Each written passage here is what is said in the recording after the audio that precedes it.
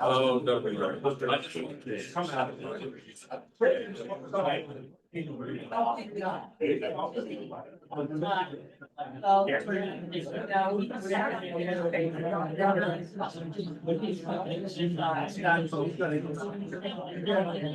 All right, folks. No,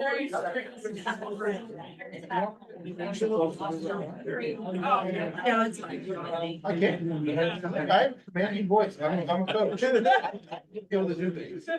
Why don't some of you folks move up a little bit? We got some chairs. You guys don't all have to sit back in the back. We're not that scary. If you can move that. You know, closer to coffee is the only good answer. Yeah, yeah. Saved yourself on that one. Not a problem. All right, well, good morning, everyone, and welcome, and I'll vamp a little bit to get everybody settled. But my name is Ellen Parent. I'm the Deputy Director here at the Maine Forest Products Council, for those of you who have not yet met me. I'm happy to introduce our panel, but I will mostly leave the introductions to them because they always do a better job of introducing themselves than I do. But I'm going to start with our real host, our Executive Director, Krista West, here at the Maine Forest Products Council. And I'll have each of our panelists will give a little bit of just a little quick few minutes talking about their areas of expertise and a little bit about the part of the industry that they are looking to talk about today. So without further ado, I will pass it over to Krista. Well, thank you all very much for being here today. And I know it's a storm and there was a bit of a last minute call, so thanks to everybody that made it. You know, it's been a really great couple of years having these breakfasts, and we've really appreciated all of your willingness to come here a couple times a session to learn more about what's going on in the forest industry. It's been really valuable for our members, and we are really appreciative of that opportunity. So as she said, Krista West, Executive Director. The topic for today's meeting is about our economic report. Recently, we've had our economic figures pulled. We do this every few years in partnership with the University of Maine. This time it was funded by DECD, and the economic impact analysis was done by UMaine School of Economics. I'm not going to go into the details of the data too much because we have Dr. Andrew Crowley is with us on Zoom, and he actually did the economic impact reporting, so I'll let him touch more on that. But the highlights are, while our numbers have slid since 2019, which everybody was expecting, we're still an $8.3 billion economic powerhouse in the state of Maine. We still have good paying jobs in all 16 counties of the state.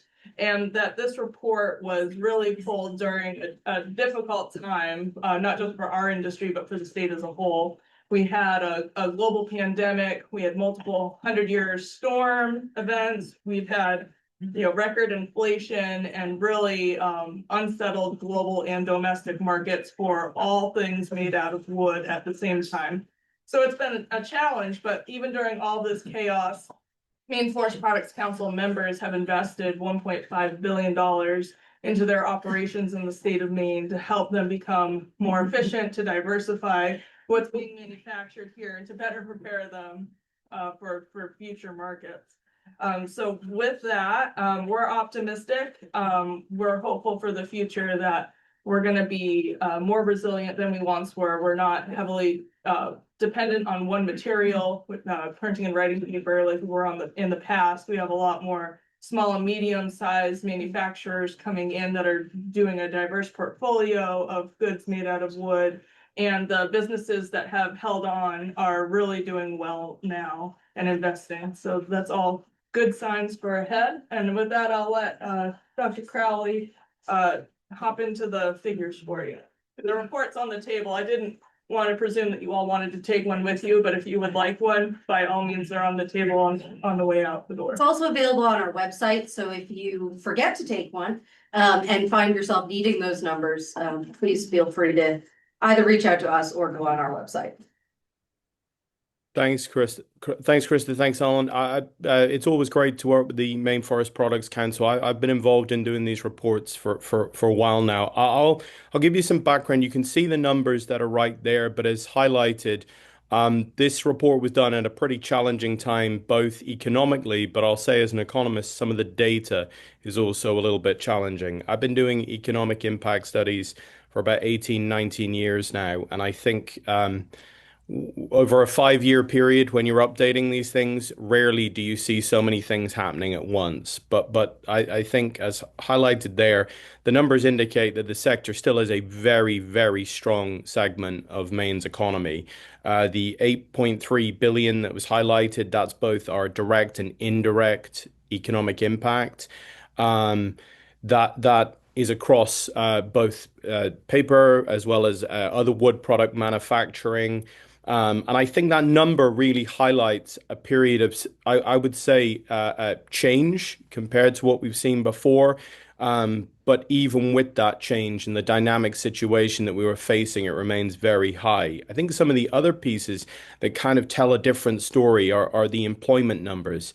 And I think the employment numbers compared to previous years, I always say to people, you got to look at this in context. And I think it says a lot that the sector's productivity kind of has had to change with all of these global challenges that we've faced. And so the total direct number of 29,000 in terms of the indirect and direct employment remains a very, very strong chunk of Maine's economy and an important bit of our export base in terms of the products that we're sending out there. I think in terms of the labor income, that does present kind of a good picture for the state that labor income has been rising. And although that's a challenge for businesses, it does present a different picture in terms of the types of employment.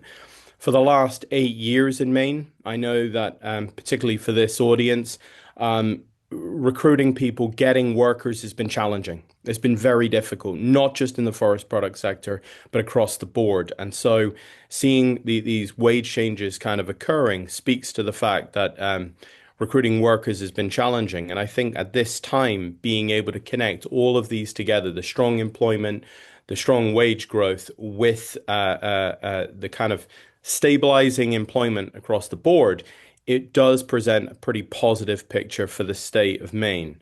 I think there are other pieces that we could highlight in here, particularly that difference between the direct and indirect. And that's the fact that there are still strong multiplier effects in this industry. As highlighted by Krista at the start, this is a 16 counties type industry. It isn't that it's clustered around just a city or one place. We're seeing this across the board. I've been in Maine a decade now. Whenever you travel anywhere across the state, having stared at the data for far too long, you can see the impact of the forest products sector. And I think that multiplier effect cannot be underestimated. And I think that going forward, those multipliers aren't decreasing, they're remaining fairly constant. So as the sector changes, it is still having those ripple effects through Maine's economy. There are other pieces in here that I don't mind others touching on. I know I have about 5 minutes to talk, but I didn't want to rehash what was already kind of in the numbers in front there. I'm happy to answer any questions, happy to do this. I will say that there are others involved in this study. I'm kind of the one up here. But Ellie Robbins was one of my co-authors on this, and we also had impact from the School of Forestry that I know that's been involved in supporting the sector for many years. So it really was grounded, and I thank Pat as well for his contributions to kind of helping ground truth this as well. Thank you so much, Andrew. And with that, I will have our of council here, Patrick Stroud, introduce himself and just give us a quick highlight of some of the things that we keep him on to do, because we don't want him to go too gracefully into retirement. Well, thank you. Thank you. Yes, I was here for 22 years, I think, in the role of executive director. So it was time for a change, and Chris is doing a great job. But But I wanted to talk to you briefly about the industry and how it's been thinking strategically about the future. Back in 2018, we created something called the Forest Opportunity Roadmap for Maine. It's got its own website. It's been kind of a collective of industry. We've had a lot of public participation. We've had communities involved. The Maine Development Foundation has been sort of spearheading the central governing of this outfit, but it had the Maine Forest Products Council, Professional Loggers of Maine, the Maine Woodland Owners Group, and the congressional delegation has been involved in it all along as well. And it was to look at what are the opportunities in Maine? And in 2018, we began to look at who are we? We saw other parts of the world making strategic plans about their future. You can't just sit here and have it happen. And so we launched a major effort with grant money from the Economic Development Agency, US agency, and started looking at what are our assets, where do we fit in the world, what are the things that we should be doing as a state strategically and encouraging, because this has to be a private, in many ways, a private sector kind of investment in our state. So we put together a number of different groups.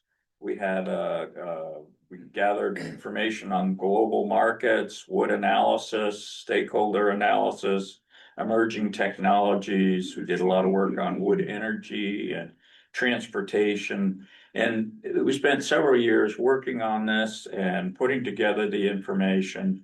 And to date, I think what boiled down out of it was an ongoing effort with workforce development. It was really important and identified early in the process.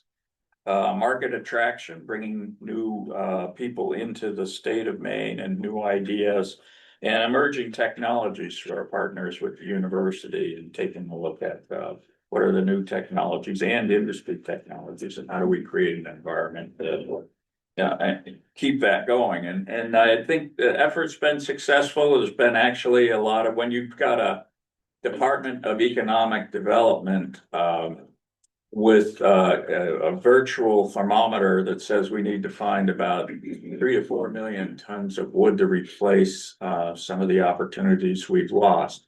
You've kind of made a difference if you've got everybody pulling together and thinking about that. The other program I wanted to mention, which is a logical offshoot of that we're applying for right now. We did receive, the state of Maine did designation as a bio tech hub. And that's through the GOPIF was the original folks that got us through that, along with MTI and now the University of Maine, MTI, I think the governor's office still involved, and industry. But the tech hub bid that we're putting in right now through another grant for EDA is looking at the Maine Forest Bioproducts Advanced Manufacturing Technology Hub.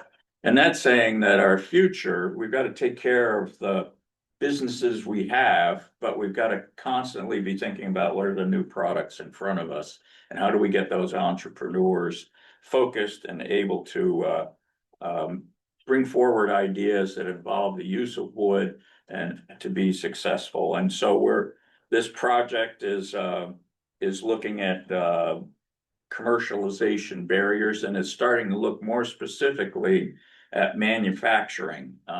It's not the broad sense of the forest industry. Is starting to look at manufacturing and what are the things we can do to deal with high upfront capital costs, workforce readiness gaps. If you've got new technologies, you want to make sure you got the workforce there that's trained and ready to go with it as well. So that's what the Tech Hub project is about. And we're going to be putting the proposal, we've submitted it.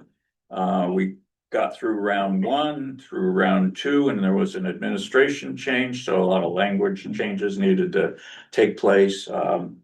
But we've got sections of that. University is the lead on technology development for about $9 million. MTI is working on market development. They're looking for 8 million. Workforce development in the Maine Department of Labor. And the Four Main Group, they're at a $9 million project. And then governance of all this is like 750,000. So that's the federal ask. Will be in front of the authorities. We're putting together the slideshow, and all of this really is to push and have government doing whatever it can along with industry towards encouraging kind of the future development of Maine's forests. And we know we have plenty of potential. We have an underutilized, sustainably managed resource, and that's important to our rural economies in Maine and communities. So that's why I've been kind of passionate about taking a look at some of these things and moving forward. And Shane will talk about what are the actual kinds of products that are available and out there. And with that, we will go over to Shane at the, Shane O'Neill over at the University of Maine. All right, thank you. Yeah, as Pat said, with this Tech Hub work, yeah, it's a continuation really of the effort that we started with Four Main. And in fact, I came back from industry almost exactly 8 years ago. And my first action was actually in the very room you're all in, where we had our launch meeting for Four Main at that time. And so ever since that point, really the focus has been the diversification and strengthening of the forest sector, and through that actions with the work that we've done leading up to everything cumulatively with the Tech Hub is what are the new types of products, the technologies that can be advanced that really utilize the resources that we have optimally. We have over a century in paper, and we know we had the declines due to the mill closures. So what technologies are going to use softwood, pulpwood, low value residuals, biomass, and that's where the technologies have really been focused on. With that, key to that is really the broad scope of applications and product categories, so that you're not overly reliant on one sector or one industry. The building sector is down. You don't want everything else to be down. It's the same thing as investing in finance. You have a diversified portfolio, you're able to weather the ebbs and flows of markets. So with that, the technologies such as we've seen the establishment of Timber HP, the growth of Tanbark, which is the molded pulp fiber products for packaging applications to replace plastics, but also the complementary technologies with like nanocellulose, where you're able to use that across multiple types of sectors and really use all of the different pieces from the forest, the pyrolytic carbon type things, activated carbon, biochar, those types of things, where you're value adding those tops and limbs and the biofuels, biochemicals, where you're not necessarily going to get all of your fuels or chemical feedstocks from the forest, but you're able to complement what is being pulled from the forests. Helps to make the harvesting activities more sustainable, more cost effective, provide market homes for the landowners, and really keep the whole supply chain moving. And so that's the excitement of it, is these multiple, even they're smaller in scale and scope than, let's say, a 2 million ton paper mill, but you're getting that diversification and also more locations to be able to move materials wherever you are in the state. Speaking of paper mills, we'll have pass it over to Joel at ND Paper to talk a little bit about capital investment and attracting it. Because once you have all these fun new products, you gotta make them work. Thanks, Tom. As she mentioned, my name is Joel Slate. I'm the corporate director of fiber supply for Nine Dragons Paper. I live in Herman. I've been with Nine Dragons just shy of 5 years. Prior to that, I worked originally from Western Oregon, spent quite a bit of time in the Northwest, inland Northwest, Southern US, Central America, and Southern Africa prior to coming to Maine and background in all aspects of the forest product supply chain. So it's been interesting coming to Maine and seeing how what is the same and what is different relative to some of these other significant fiber producing areas. And in relation to our discussion today, areas that are also targets for capital investment. You know, when you read the report that we've referenced, you can see that there's been some significant capital investment in the state of Maine since the previous report was put out. I think the number's around $1.5 billion. And that's been across a number of different sectors. My company at ND, we put hundreds of millions of dollars into the state, whether it is investments in recapitalizing the Old Town Mill, which today is still shuttered, but also very significant investments at our Rumford Mill. And some of those investments were designed to increase efficiency, control costs, but also to be able to push us into markets where we feel there is long-term opportunity and growth opportunity. Our friends over at Sappi have put $500 million into that mill, not just into the publicized paper machine 2 conversion, but also into their wood room, into their energy efficiency.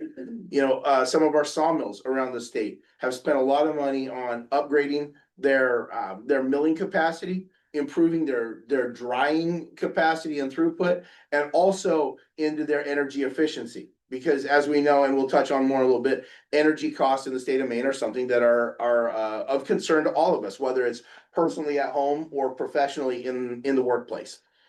So we've seen capital investment go into new product areas, referenced Timber HP. You look at the biochar plant that they've built alongside the Pleasant River Sawmill at Enfield. So there's been a lot of investment over the years. And that's exciting to see as we try to support our legacy companies and also drive innovation in the sector.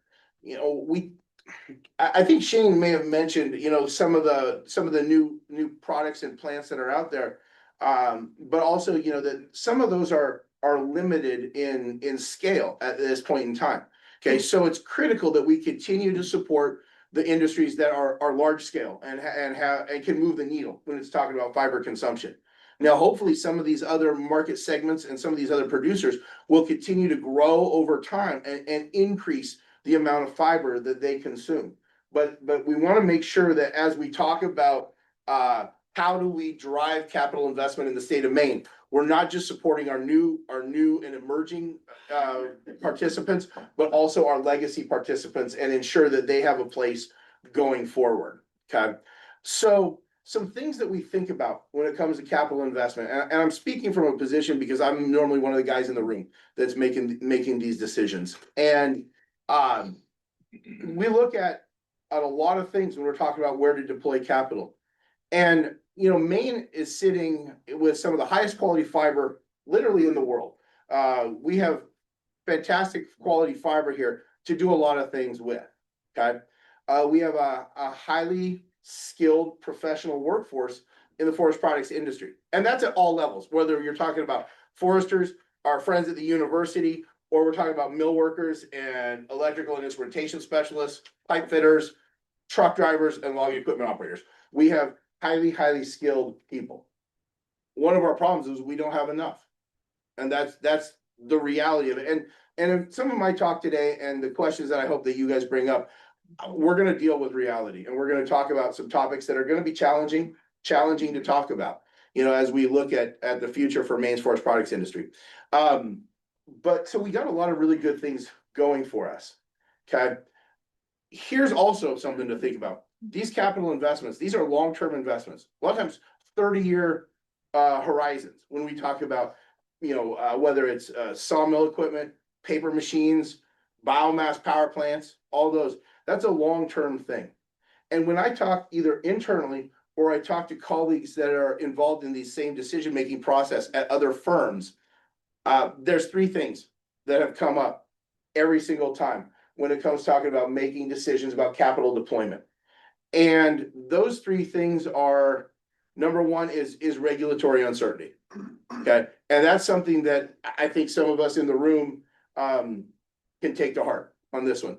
And when we're looking at a 30-year investment window, when the rules of the game have a good chance of getting changed at halftime, it adds risk to the decision. So regulatory uncertainty and not knowing if the rules that we made this investment under at the time that it was planned and executed are going to continue to be favorable for that investment. That's something that we have to think about really hard. Number two is we talked about the workforce and labor availability.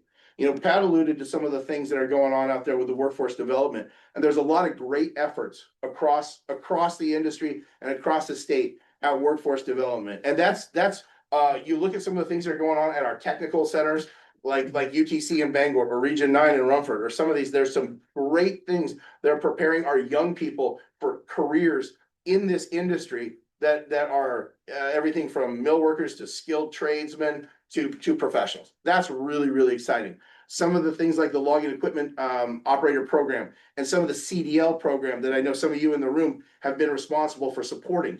Those are fantastic. We know there's a huge shortage of CDL drivers in the state that is going to continue to accelerate as our demographics continue to evolve. But as someone who's considering deploying capital in the state of Maine, we're going to look at something that comes down to real simple: butts in seats. Who's going to be there running the equipment? Who's going to be driving the truck? And when we look at the demographics of the state and the underlying structural demographics, birth to death, age ratio, all those things, it gives one pause when we're looking at answering the question. When my boss asks me, okay, who's going to be supplying the wood, or who's going to be working in this facility 5 years from now, 10 years from now? It's a very good question to ask. And then the third one that comes up regularly revolves around energy. Energy costs are high in this state relative to other places that we do business in this industry. Energy costs are high, and our energy grid and the reliability of it is questionable at times. Okay, so when we think about those are some headwinds. Now, we have to compete, and I say we, I'm not talking just Nine Dragons Paper. I'm talking we collectively as an industry. We compete in a global marketplace, and like any other high cost of doing business region, we need to be able to differentiate ourselves with the products that we make. Been a lot of great discussion here already of new products and things that are movement away from commodity grade products. You know, I know one thing that we really are working towards is getting a CLT plant in the state, cross laminated timber, that would be a value add to the lumber produced here in the state of Maine. That'd be a great thing to see. Okay, we need to add value to the products that are being produced here so that the revenue recognized for those products is enough to overcome our cost headwinds. Because when we look at a ton of pulp, and we'll just talk about a ton of pulp being produced, our input costs in the state of Maine are materially higher than that same ton of pulp being produced where I came from in Louisiana, or from somebody in Alabama, or from somebody in other wood producing areas. Okay, so how do we evolve as an industry and a state to control those input costs, okay, and provide a product that our customers want? And those are all things that we take into account when we're making these capital deployment decisions. So I guess I'm looking forward to having an opportunity to answer questions on that as we get through the group. So be thinking of something, and don't be afraid to ask me the hard questions on this one. He likes them. I like it. And so our last person is pinch hitting, so be kind. But Alex Ingraham of Pingree Associates in Seven Islands, going to talk to us a little bit about changing land management and that sort of traditional practice and what's been adjusted and adapting to our new environment. All right, hello everyone. As Ellen said, I am pinch hitting today. Chris Pipe couldn't make it, so you're stuck with hearing from me again. I solemnly swear I will not talk about the spruce budworm.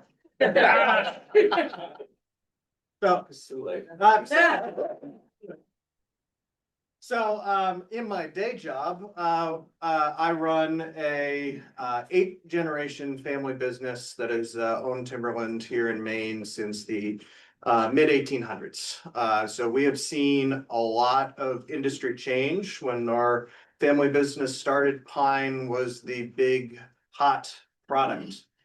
Right around the 1900s, this newfangled entrepreneurial-based industry sprouted up. Today, you will know of it as the pulp and paper industry. It did well. It's still doing well, despite rumors to the other side of things. And it is continuing to innovate, as you heard from Joel, and invest here in the state of Maine. The entrepreneurial nature of our state has not changed. You have heard reference to companies like Timber HP, Tanbark, thank you. I was gonna say Melissa's name, but Tanbark, you've heard of the biochar facility in Enfields. All of those facilities are great examples of what this state does, which is entrepreneurial and build new things. There are a lot of challenges associated with building new industry in this state. As Joel mentioned, with workforce demographics, this is something we look very closely at as well as landowners, because we have a lot of labor needs, both for ourselves, for the contractors we do business with, and for our customers that we rely on for a healthy market to sell our products into. Those things do not change easily, they change over time. And so how do we help influence change in a positive manner with a very, very complicated and long-term problem with demographics? Where can we help? That is something we are very interested in talking about. Ryan Bushy is on here. One of my other many hats that I wear is I am chair of the 4Main Initiative. And Ryan, who is on the call up there, is the chair of the Workforce Committee. This is something that we take very, very seriously and is going to be part of our long-term needs as we grow into the next age of our industry. We don't necessarily know what it is, but we have to start planning for it, because otherwise we're going to be left behind. Our entrepreneurial attitude in this state is a great thing and will help us get there, but we need help from you all to help with the regulatory uncertainty, because that is a real thing. When we look at investing dollars into this state, and all of our assets are within this state, so we care deeply about continuing to say that, it is a challenge, because those dollars can be invested otherwise. And where else can we look? There's a lot of opportunities out there. So what can we make more attractive here in this state? How can we do that? And how can we help brainstorm with you all on ways to make that happen?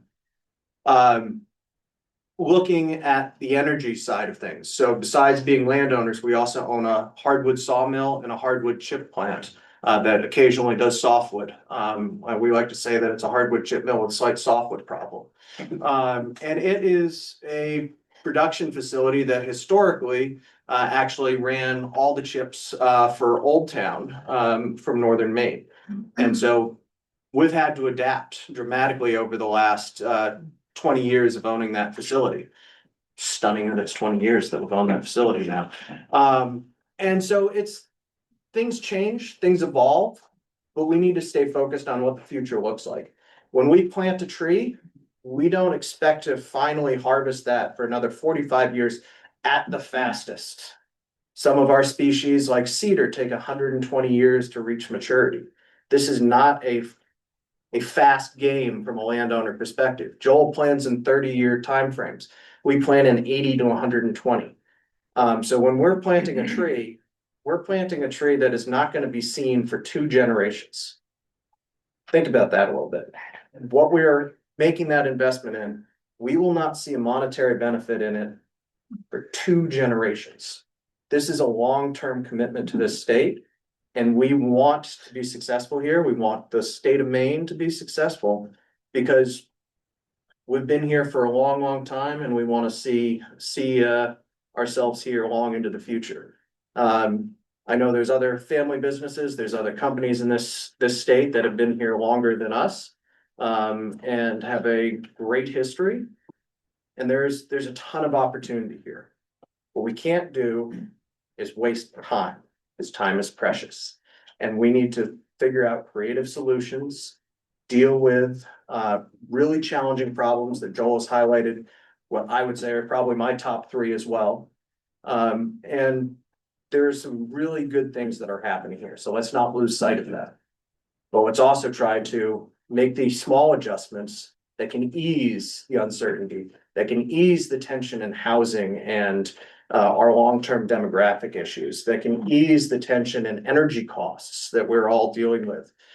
You would think that forest landowners were not too concerned about energy. Well, we're concerned about our customers. Our customers are the lifeblood of our industry. A tree doesn't care too much about what's going on. Sun comes up, it's happy. Wintertime, it's a little dormant. That's okay. I think all of us want to be. And it is a really, really fascinating, and I can nerd out on trees all day. Or bugworm. We're not talking about that. I'm not talking about that. I don't know. It's a different topic for a different day. We could talk in the back corner about it if you have questions.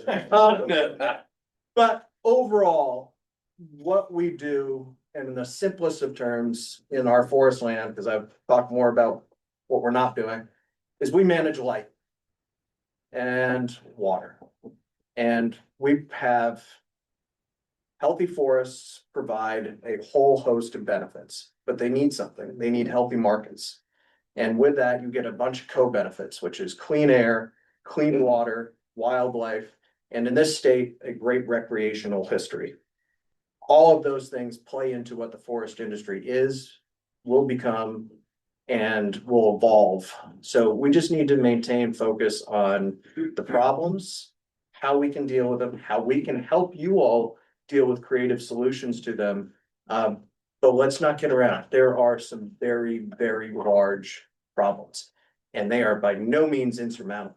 We just have to figure out what are the things we can chip away at? How can we improve them? There's not going to be a silver bullet here. My cousin Steve Schley used to always say we need silver buckshot, and I love that saying. So break out your shotguns. We're going to find some silver buckshot, and we're going to get some solutions here that's going to make this a really great industry going forward, because it already is, and there's a really promising future. And with that, that's a perfect plug. In the report, you'll see there's approximately 22 billion trees growing in Maine right now. And for every tree that's being removed, there's about 1.5 that is growing right now. So there's a lot of room for opportunity for sustainable forest management that, both supports a healthy forest, but also provides a lot of goods that our society needs, especially as we try to move away from fossil fuels towards more renewable products for packaging, for fuel, for building materials. All of those solutions are in our wood. So in a couple of hours, I think it'll be a little bit delayed because of session, but we're also hosting for the Innovation and Growth Caucus a lunch this afternoon that's going to have somebody from Biofine, which is a biofuels facility that's trying to get established in Maine. We're gonna have Matt from Consigli, who's really experienced dealing with cross-laminated timber for construction. And we're gonna have one of our landowners that is now delved into being a logging contractor as well, to come and talk about some of our priorities for bills that we have in the legislature right now that are helping us proactively both restore some lost markets, diversify what we're doing with our forests so that we're more resilient in the future, but also tackle the question of how do we keep loggers in the woods to supply both our existing and new endeavors. So hope you'll join us. It's in the Ledge Council room in between the two bodies, and I have no idea what's for lunch because I didn't order it, but it'll be good. So come join us. So with that, we'll move to the questions. I have a whole list of questions, but I've never known legislators to be quiet. So I'll start one off with Representative Campbell. Yes, how is the future of existing dams affecting the industry? Well, that's a huge issue, and I can't speak for Sappy. I can speak on, on behalf of, from my position as chairman of the manufacturers committee for the Maine Forest Products Council. And, dams are a big issue, a huge issue.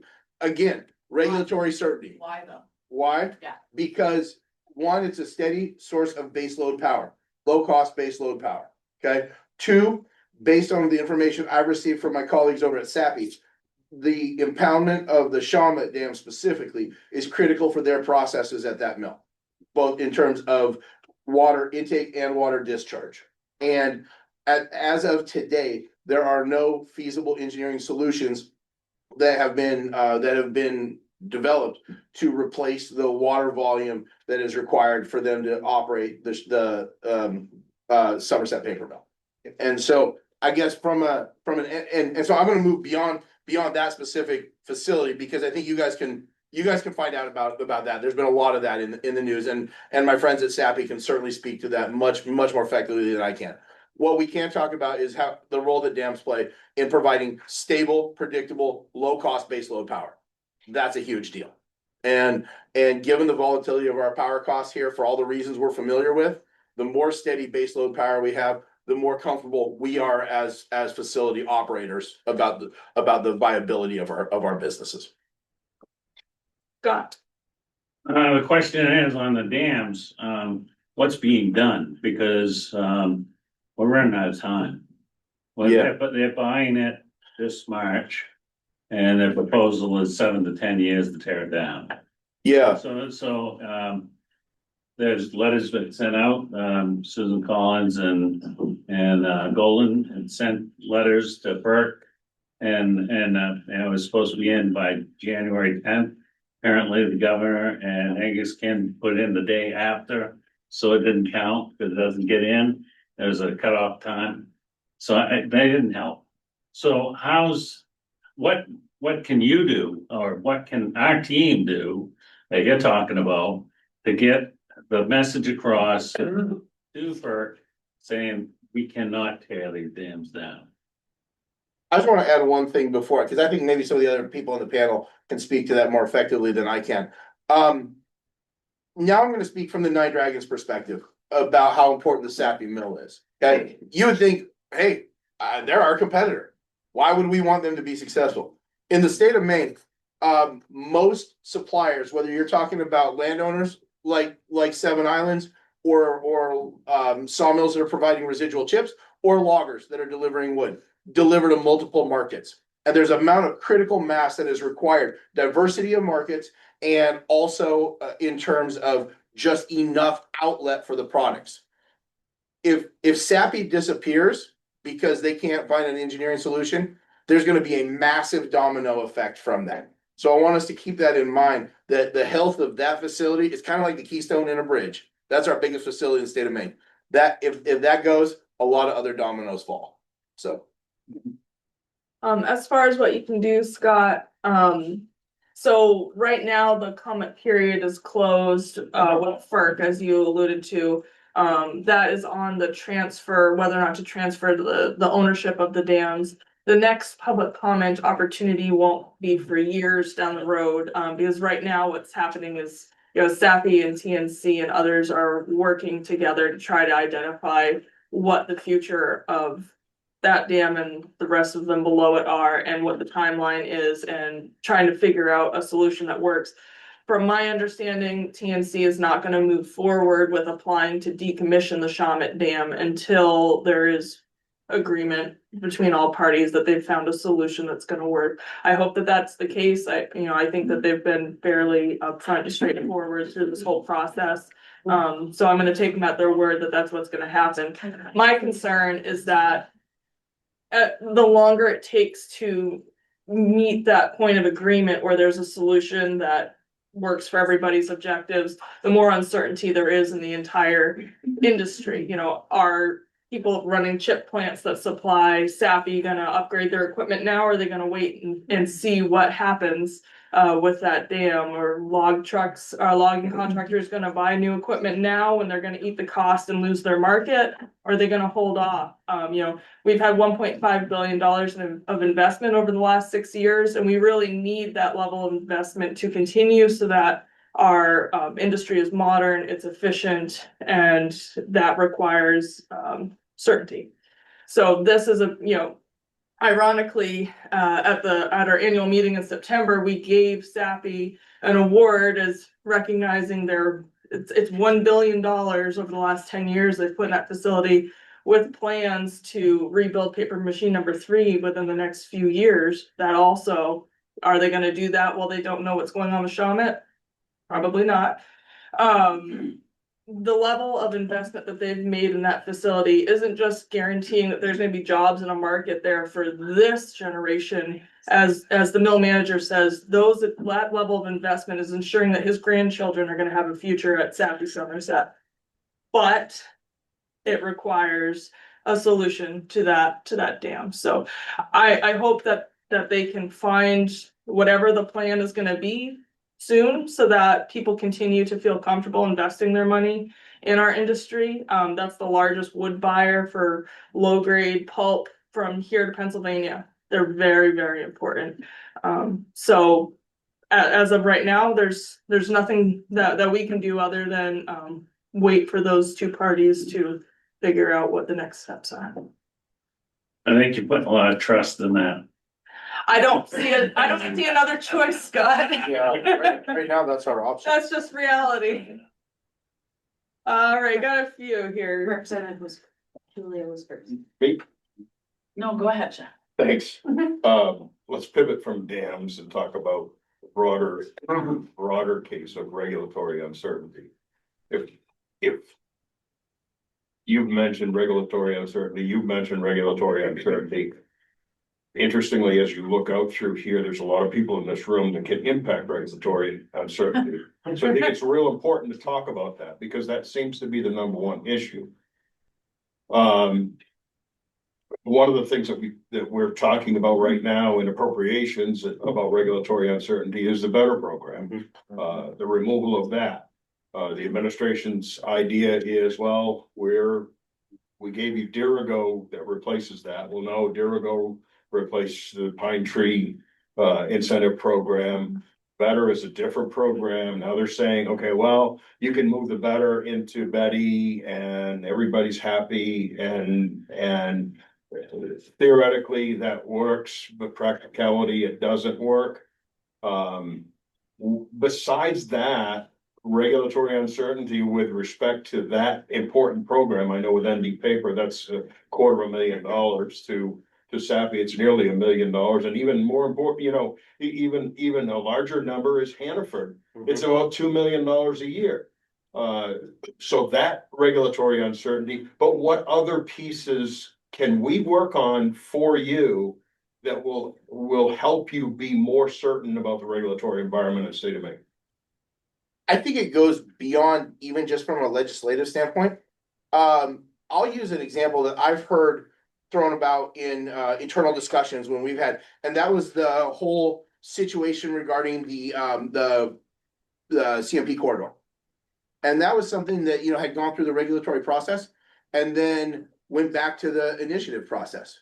And I think that as much of actual uncertainty about whether it's PFAS regulations, EPR that's out there, there's a lot of things that are out there. Things related to net energy billing and all kinds of stuff. Perception is just as valid as actuality in this case. And I mean, if you think about when you go to, I'm not saying you, but let's say somebody goes to buy a used car and their credit score is not real good.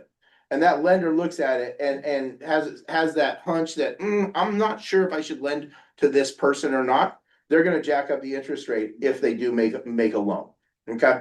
When you talk to executives that are looking at capital deployment, perception of whether their investment is going to generate the returns is just as valid. And they're going to make a lot of decisions whether or not it's based in an actual legislative bill. And when there's a perception of uncertainty, it goes a long, long ways in terms of when people make decisions.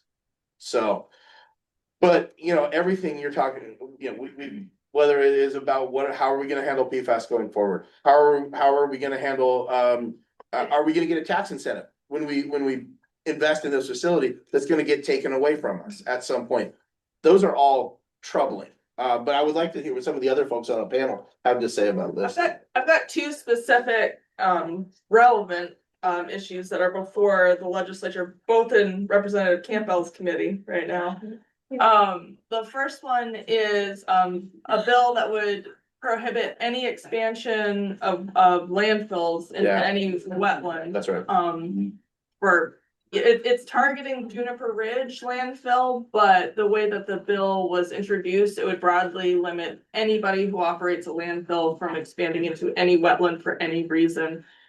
Maine is a quarter of Maine is a wetland. And if those materials aren't going into privately owned landfills, then ironically it increases pressure on facilities like Juniper Ridge that currently are not having to take care of those materials. So that is a big one. Another one is also in the ENR committee tomorrow, I believe, is the triennial review. So every 3 years, the state of Maine is under the Clean Water Act, looks at whether the river and water quality classifications are where they need to be, or is it time to change to ratchet down those thresholds. In the board of the DEP, I'll back up, has made a series of recommendations specifically for the Androscoggin, the Presumpscot River that we supported. But at the last vote in the Board of Environmental Protections meeting, the board said, well, we agree with the DEP that the data is not yet there to reclassify these waterways, and we're bound to the data, but we encourage the legislature to think aspirationally, what if we jump ahead of the data and reclassify these rivers before the data supports that? That public hearing is tomorrow, and we're expecting that we'll have to defend the department's recommendations on that. But premature reclassification of waterways has significant impacts, not just on industrial dischargers, but on municipalities, on water and sewage treatment facilities, on everybody on the up and down the waterway. And even with significant investments, the department has said that it is likely that the river is not in attainment, even if all industry were to go away immediately. It's just the background issues with the Androscoggin in particular don't support reclassification at this time. That said, it is a huge good news story that we're even at the point where we're thinking, is it time to make the leap, or is it not time to make the leap? Because those rivers have cleaned up so much since the Clean Water Act has been put into place. And there's been so much investment in those waterways to make sure that we are constantly improving. And in the next 3 to 6 years, we might be at a point where the data is there. We're just not there yet. So those are two regulatory issues that would be profoundly impactful to our industry that we're watching closely. And to Chris's point, the regular attainment of the regulatory standards that could easily be cost prohibitive for a paper mill. And when we're already, up against it, trying to compete with folks that are probably competing or operating in areas with less restriction, that is an issue. And then the impact, she mentioned the impact on municipal wastewater treatment facilities. And it's a small thing, but that's going to transfer to costs for ratepayers in those municipal wastewater treatment districts. Well, Maine is challenging to recruit and retain talent to, as it stands today, because of our high taxes, our high housing costs, our high energy costs. That's just another brick in the wall. It seems small, but they add up over time. I think over time, I've been taken by the fact that we really need to connect people with this idea of the forest and the recreational opportunities and the rural communities all need to be connected to markets and manufacturing.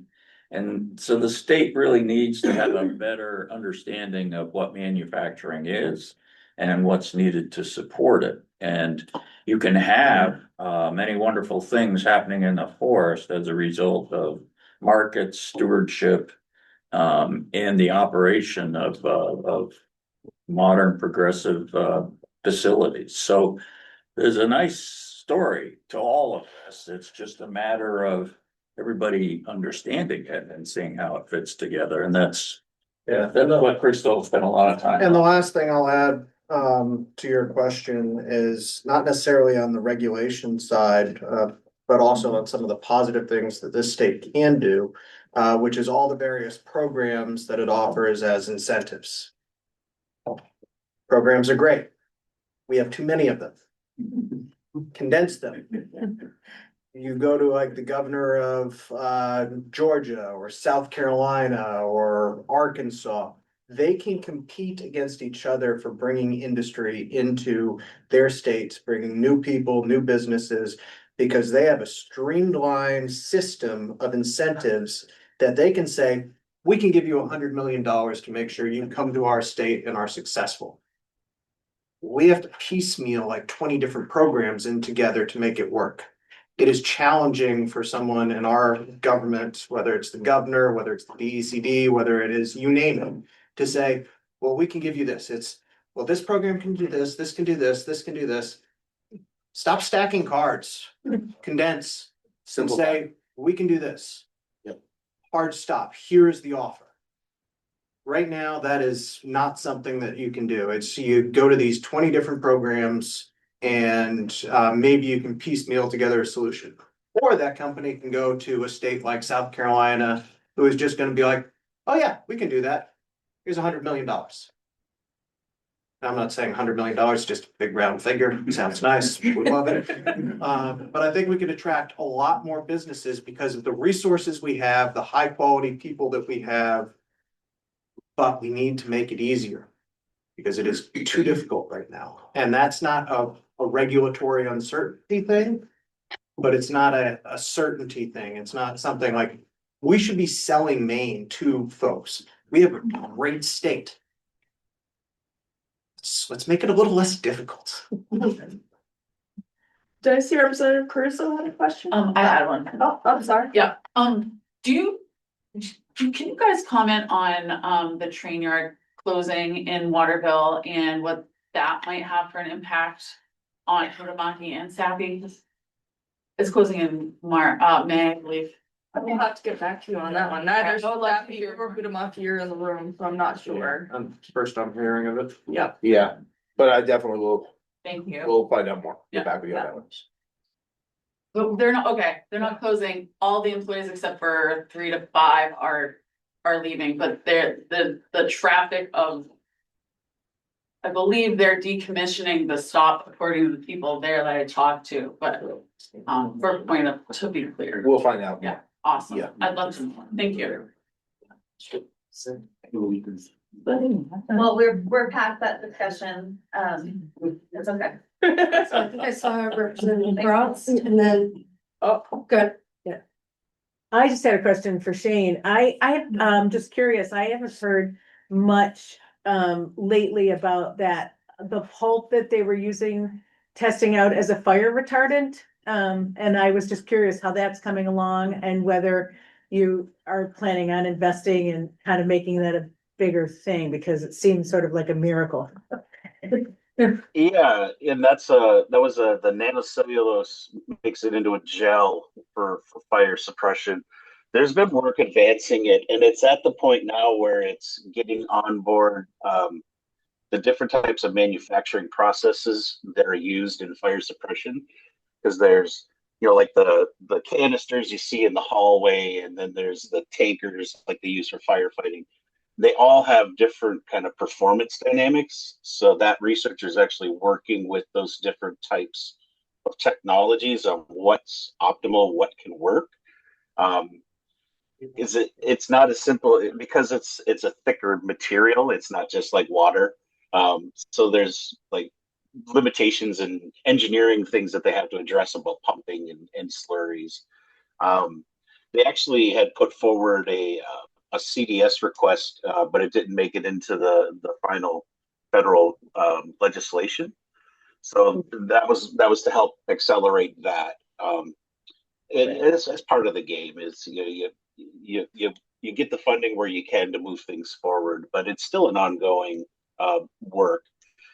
and like I said, it's really getting on board with those vendors um, for the different types of systems, because that's ultimately who's going to be the customer. You know, you and I, we don't buy, you know, firefighting stuff. It's the people in that sector. So it's getting into that supply chain. Thank you. Yep. I mean, in the Fisheries and Wildlife Committee is staring at a decision probably this week or so, as to whether or not to increase the allowable weight of all-terrain vehicles. I heard pretty vehemently from an old friend last year, since I think we sadly, Yeah, I can play John Cashwell if you want.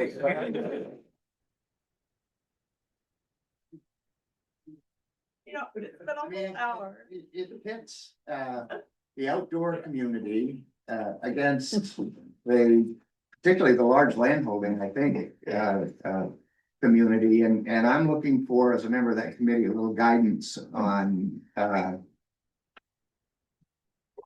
Well, boy, can we provide that.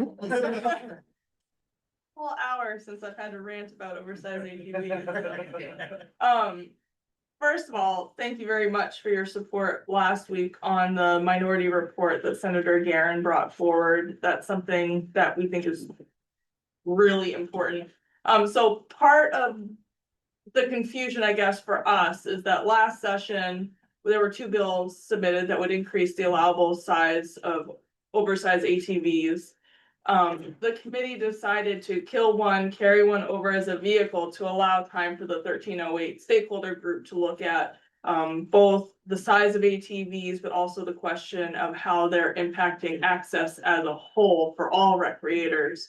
That report came back to the committee, I believe, 2 weeks ago, and this new committee bill, rather than taking any of the recommendations from that stakeholder group that included 3 state departments, large landowners, small landowners, agricultural landowners, nonprofit landowners. It was a really comprehensive stakeholder group that fast-tracked the work to provide these recommendations to the committee. And now the committee bill is being used as a vehicle that completely disregards everything that stakeholder group recommended and found, with a bill that does the exact opposite, actually exactly what it cautions not to do at this point in time. I think what it really comes down to is we have a $600 million growing industry, which is the ATV industry, that is really on the backs of Maine's traditional landowner culture, which is that, of course, you can use my land, please don't mess it up. But at this point, the state funding into both making sure that the enforcement is there on for this increased use, making sure that the court system is supporting the law enforcement that's trying to enforce the rules, that is not in place at this point in time. Landowners are increasingly having to pay for the damage that's being caused, not just from the increased size, but the increased volume of these machines that are going on these trails. And a lot of these trails were built at a time when an ATV was a quad, not a minibus that you can put your whole family and your grandkids into.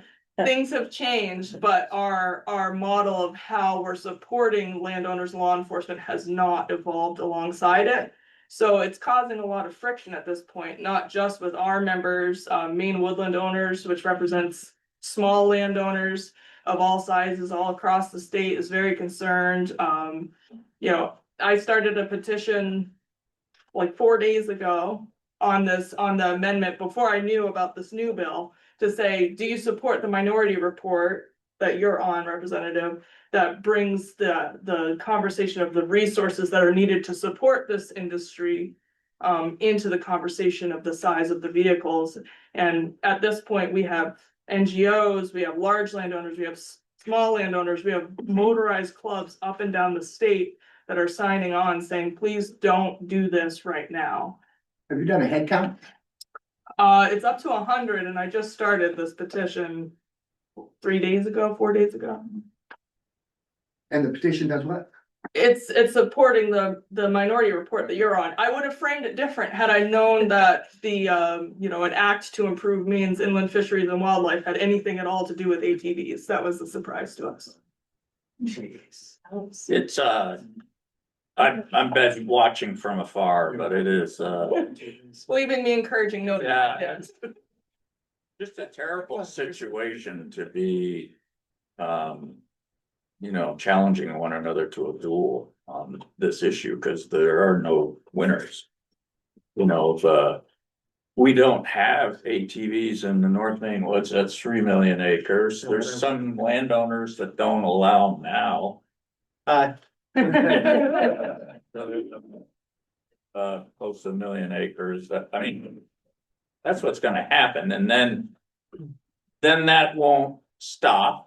People will start putting in legislation that pushes landowners to allow ATVs, and that'll create friction. It'll be some kind of tax reform. It's just a big mess that's gonna change recreation.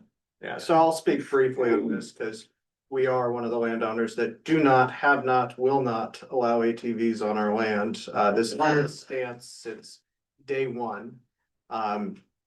It is the easiest stance for us to maintain now because of what we see out there and what our fellow landowners are having to deal with. The amount of time and effort that their staff have to put into it, the amount of money and resources they have to put into repairing the damage that is caused.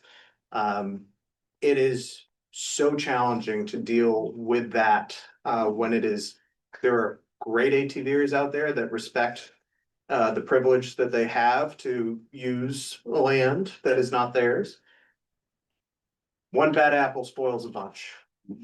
Seemingly, when that bad apple is in a very oversized, heavy ATV, whether they mean to or not, they're gonna spoil the bunch. Has nothing to do with anything other than scale, size, and this little thing called weight and mud season. Well, it's interesting. You really are getting back to what we used to call mudding with Jeeps. Yeah. And what, Some are bigger than Jeeps. and that's what the solution I see is you're gonna create mini roads, not trails. Yeah. For this equipment. It's gonna change the experience. It's gonna drive up the cost. But, And it's roads that are not subject to the same regulation, that when Alex's company builds roads for timber access or forest management purposes, there's strict rules and guidelines that they've got to follow so that they're done the right way. Your certification standards require roads to be managed a certain way.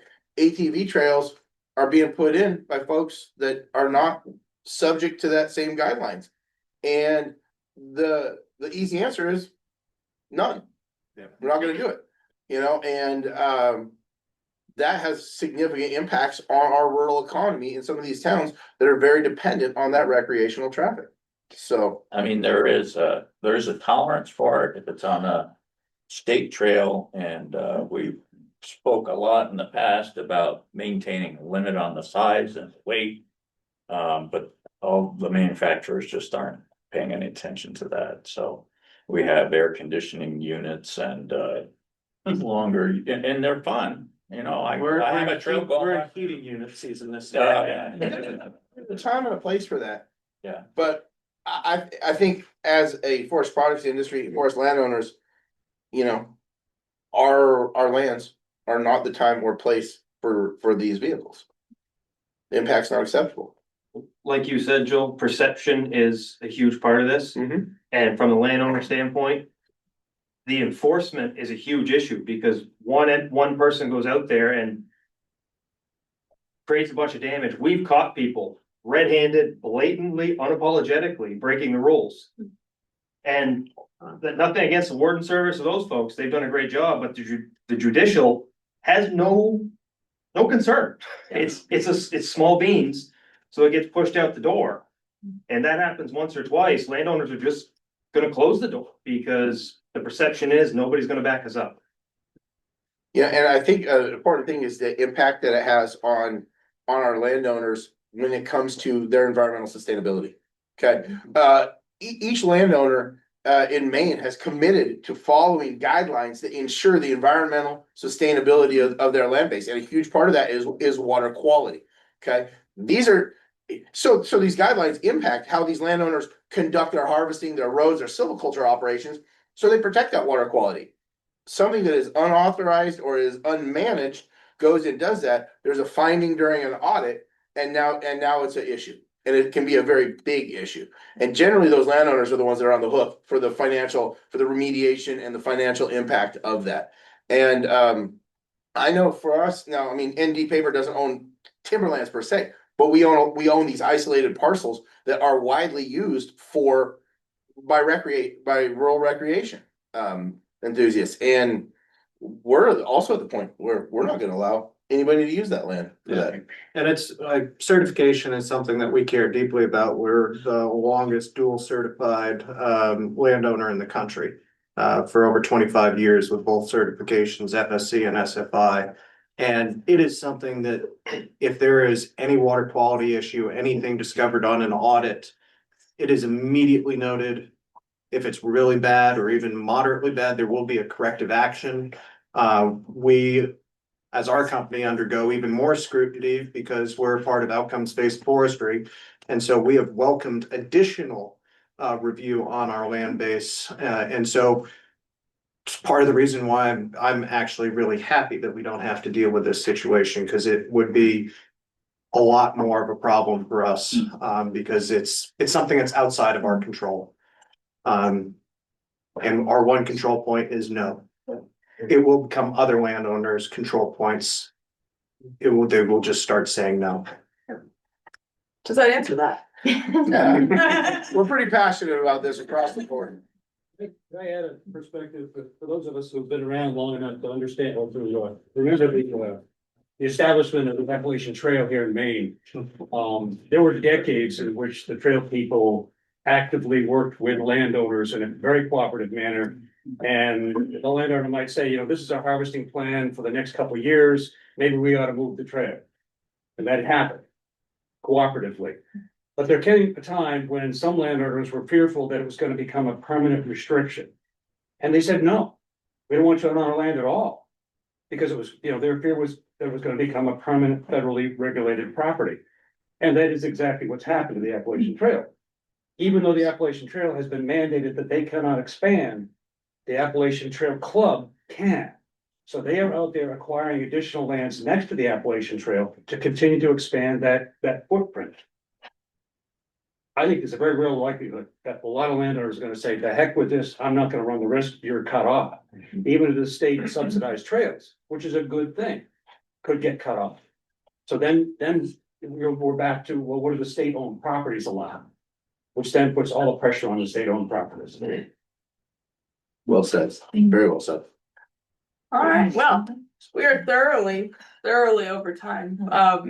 Thank you all again. We always look forward to having you here. We'll feed you again at 11:30 or whatever time. Yay, thank you. And take a donut for the road. Yeah, our muffin. Road donuts are. If you have specific questions, we'll be around for a few minutes. You can come talk to us. Thank you so much. Appreciate it. Thank you. Thanks, folks online. Yeah.